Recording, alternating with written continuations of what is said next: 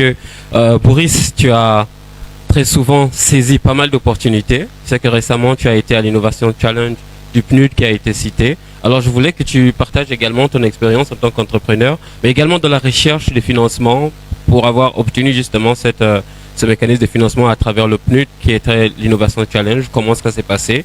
Comment est-ce que tu as reçu l'information? Comment est-ce que tu l'as traité en interne? Comment est-ce que vous vous êtes organisé avec vos équipes pour justement partager cette information?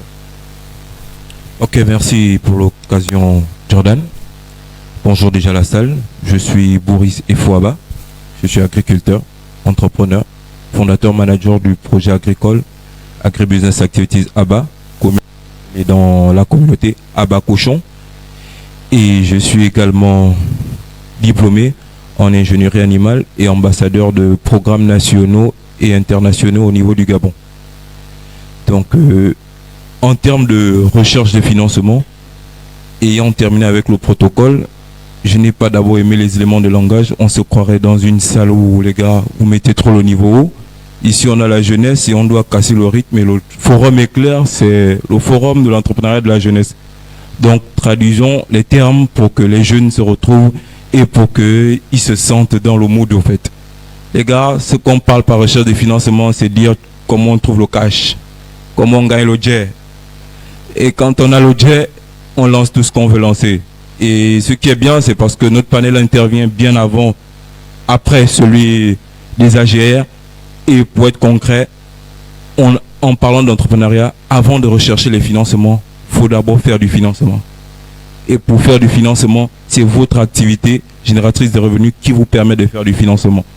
Aujourd'hui, avec ABA, communément appelé ABA Cochon, comme on disait, j'ai eu la chance d'élever des cochons depuis mon enfance. Donc, par conséquent, je connaissais déjà le circuit pour élever des cochons, vendre des cochons, produire de la viande.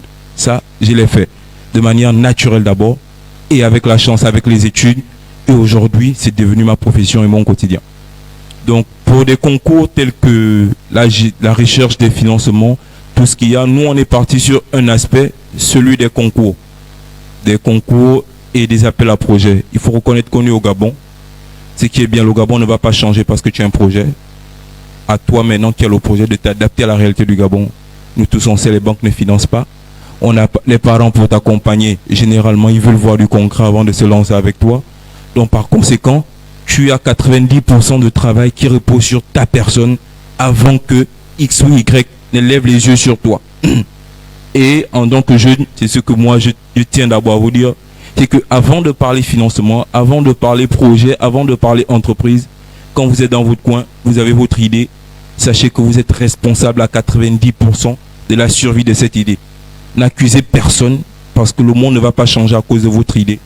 On ne va pas venir vous dorloter parce que quelle que soit l'idée que vous pouvez avoir, vous pouvez être sûr d'une chose, c'est que dès que vous sortez de votre chambre, il y a peut-être 10, sinon 100 personnes qui ont la même idée, qui sont capables de la réaliser. Et c'est à vous de protéger et d'emmener votre idée vers le dehors pour que les gens arrivent à se lever et dire « Waouh, donc avec du cochon, on peut faire ça ». Parce que si on regarde tout ce qu'il y a comme document business plan, les gars, on peut tout écrire. Il y a des gars qui ont des choses à faire avec du cochon partout. Mais la différence avec nous et avec moi, c'est que moi, je le montre pendant qu'eux sont en train de penser. Et c'est ce qu'on vous demande de faire.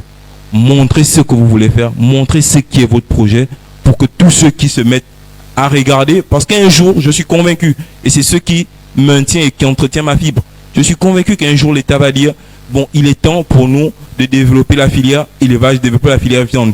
Qui fait quoi? Beaucoup parmi vous vont dire, ah bah, cochon est déjà dans ça.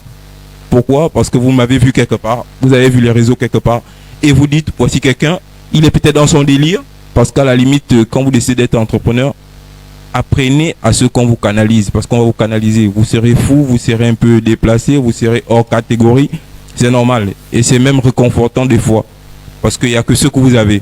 C'est votre idée, c'est votre projet. Vous devez en faire un pour que les autres arrivent à vous comprendre. Et soyez assez logique. Pour revenir en termes de concours, et c'est parti sur une idée du PNUD de vouloir remercier, sinon accompagner l'entrepreneuriat vert. Et le concours était Innovation Challenge. Il consistait à développer tous ceux qui ont des chaînes de valeur, qui interviennent dans la chaîne de valeur agricole afin de participer au développement durable. Et comme je l'ai dit, nous, on a décidé de nous positionner sur les concours, c'est ce qui a fait aujourd'hui notre parcours, parce que qu'on le veuille ou pas, on a compris les réalités du Gabon et on s'est dit, quand tu es dans l'agriculture au Gabon, tu es sûr d'une chose, c'est que tu es dans quelque chose de bien et de fort. Maintenant, il est possible que ce soit pas encore bien compris au niveau des décideurs et on ne peut pas aussi empêcher notre vitesse de réflexion en fonction des décideurs. On est obligé de lancer, on est obligé de le faire. C'est peut-être pas le bon moment, mais une chose est sûre, c'est que c'est notre moment. On n'aura pas deux fois le temps d'être jeune et on n'aura pas deux fois la chance d'entretenir notre idée. Donc par conséquent, nous on s'est lancé, on suit à fond notre idée. Le jour où le gouvernement va trouver nécessaire, sinon les autorités vont trouver nécessaire d'accompagner ce secteur d'activité, ils vont déjà nous trouver des vents. Et au cas où ça n'arrive pas, j'aurais au moins été fier de montrer qu'il y a des choses qui peuvent être faites par des jeunes, il y a des choses que les jeunes peuvent créer, il y a des choses que les jeunes peuvent arranger, et pour le bien des générations futures. Je vous remercie. Mais avant, tu peux garder le micro s'il te plaît, parce que j'ai envie de comprendre. Tu as parlé du PNUD, de la nécessité d'investir dans les métiers verts, et tu as cité l'agriculture.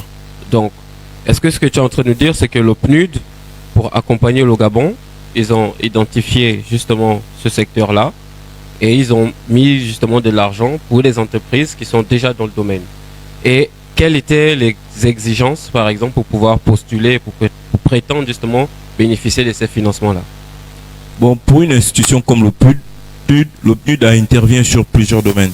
Pour le cas de l'Innovation Challenge, ceux qui étaient dans la chaîne de transformation et de valorisation des produits agricoles, précisément dans le secteur. Donc, il fallait valoriser l'environnement à travers l'agriculture. Donc, c'était ça d'abord les conditions. 1. Et 2, il fallait déjà être un acteur. On ne voulait pas des porteurs d'idées, il fallait des gens qui ont des choses à proposer et des trucs pragmatiques. Donc, il faut déjà être sur le terrain, quoi. Exact, il fallait être sur le terrain. Et nous, en étant sur le terrain, on a participé au concours du PNUD avec un projet qu'on entretient chez nous à Béa, qu'on appelle la e-boucherie à Bashop, la boucherie en ligne.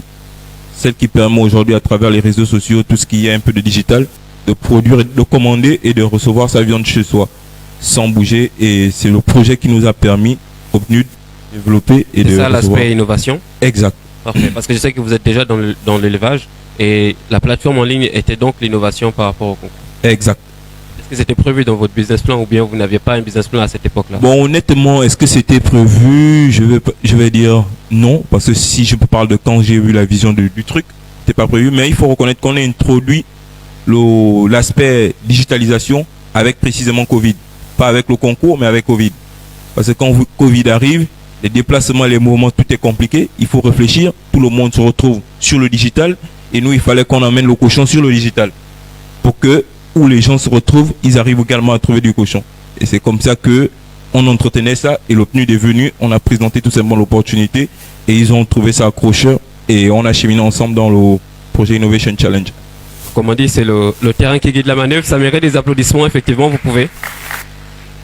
Vous pouvez, c'est à féliciter, c'est très intéressant. Je crois que moi j'ai suivi de très loin un peu toute cette démarche par rapport au programme l'Innovation Challenge. Il y a eu pas mal d'autres initiatives effectivement dans le secteur agricole.